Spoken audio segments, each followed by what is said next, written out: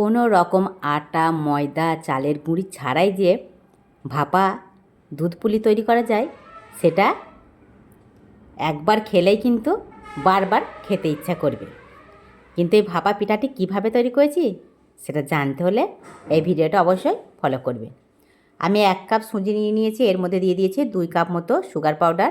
আপনারা চাইলে কিন্তু শুধু সুগারটাও দিতে পারেন পাউডার না করে। আর দিয়েছি আমি সামান্য পরিমাণে লবণ, 1/2 চামচ মতো বেকিং পাউডার, আর দিয়ে দেবো লিকুইড দুধ 2 কাপ। যে কাপে করে সুজি নিয়েছি সেই কাপেরই 2 কাপ এখানে দুধ ব্যবহার করেছি। এই দুধটি ভালোভাবে মিশিয়ে নেওয়ার পর এটাকে ঢাকনা দিয়ে রেখে দেব 30 মিনিট রেস্টে। আর ততক্ষণ তৈরি করে নেব এই মালাইটি। দুধের এই মালাইটি তৈরি করার জন্য এখানে আমি গ্যাস ওভেনে একটা কড়াই বসিয়ে দিয়েছি। এর মধ্যে দিয়ে দেব 6 কাপ মতো লিকুইড দুধ। আপনারা দুধের পরিমাণটা বেশি কম দিতে পারেন, এটা যতটাই ঘন হবে ততই কিন্তু এই মালাইটি খেতে সুন্দর হবে। আর দিয়ে দিয়েছি 2টি এলাচের দানা, এটাকে একটু ফাটিয়ে দিয়েছি। এর স্মেলটা কিন্তু চমৎকার আসে, সেই কারণে অবশ্যই এলাচটি ব্যবহার করবেন। গ্যাস ওভেনটাকে অন করে দিয়েছি। এর মধ্যে দিয়ে দেব কনডেন্স মিল্ক। কনডেন্স মিল্ক দিলে কিন্তু এর সুস্বাদু আরও বাড়িয়ে দেয়, সেই কারণে কনডেন্স মিল্ক অবশ্যই ব্যবহার করবেন। কনডেন্স মিল্ক যদি না থাকে হাতের কাছে তাহলে শুধুমাত্র চিনি দিয়েই এই পিঠাটি তৈরি করে নিতে পারেন। এর মধ্যে সামান্য পরিমাণে কালার ব্যবহার করছি। এটা দেখতেও যেমন ভালো লাগে, খেতেও কিন্তু ভীষণ সুস্বাদু হয়। এর মধ্যে এখন দিয়ে দেব 1/2 কাপ মতো চিনি। এটা নাড়াচাড়া করে যখন এটা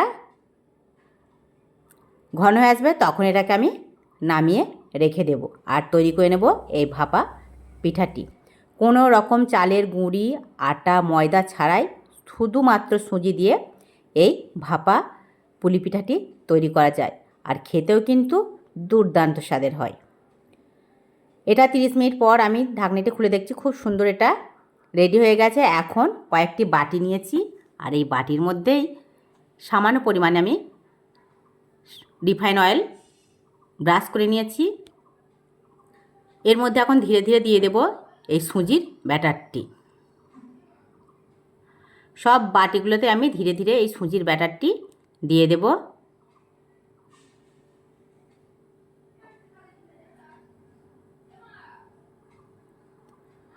সবগুলো দেওয়া হয়ে গেছে। এখন এগুলো নিয়ে আমি চলে যাব গ্যাস ওভেনের কাছে। আর গ্যাস ওভেনে আমি একটা স্টিমার বসিয়ে রেখেছি, তার মধ্যে এগুলো ভাপিয়ে নেব।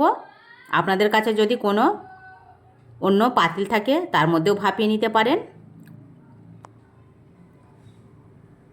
সব বাটিগুলো আমি ধীরে ধীরে এর মধ্যে দিয়ে দিয়েছি। এখন এটাকে আমি ঢাকনা দিয়ে রেখে দেব 10 মিনিট মতো। আর 10 মিনিট পর আমি ঢাকনাটা খুলে আপনাদেরকে দেখাবো যে এটা রেডি হয়েছে না হয়নি।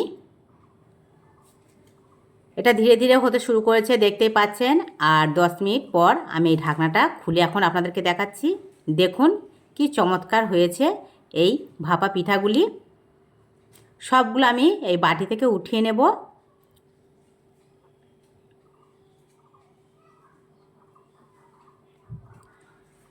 এখন এই পিঠাগুলো আমি দিয়ে দেব দুধের যে মালাই করে রেখেছি সেই মালাইয়ের মধ্যে। এই মালাই দেওয়ার পর এটাকে খুব ভালোভাবে এই মালাইয়ের সঙ্গে মিশিয়ে দেব, আর এটাকে রেখে দেব 30 মিনিট ঢাকনা দিয়ে। 30 মিনিট পর এটাকে দেখব কেমন হয়েছে। এটা 30 মিনিট পর আমি এগুলো তুলে আপনাদেরকে দেখাচ্ছি ধীরে ধীরে। দেখুন কি দুর্দান্ত লাগছে, দেখেই কিন্তু জিভে জল এসে যাবে। আর একবার তৈরি করলেই বারবার তৈরি করে খেতে ইচ্ছা করবে। যাকে খাওয়াবেন সে বারবার চেয়ে খেতে থাকবে। এই কারণে সকল প্রিয় বন্ধুকে বলবো অবশ্যই একবার তৈরি করুন আর খেয়ে দেখুন এই ভাপা পিঠাটি কেমন লাগে। ভালো লাগলে অবশ্যই চ্যানেলটিকে সাপোর্ট করে পাশে থাকবেন।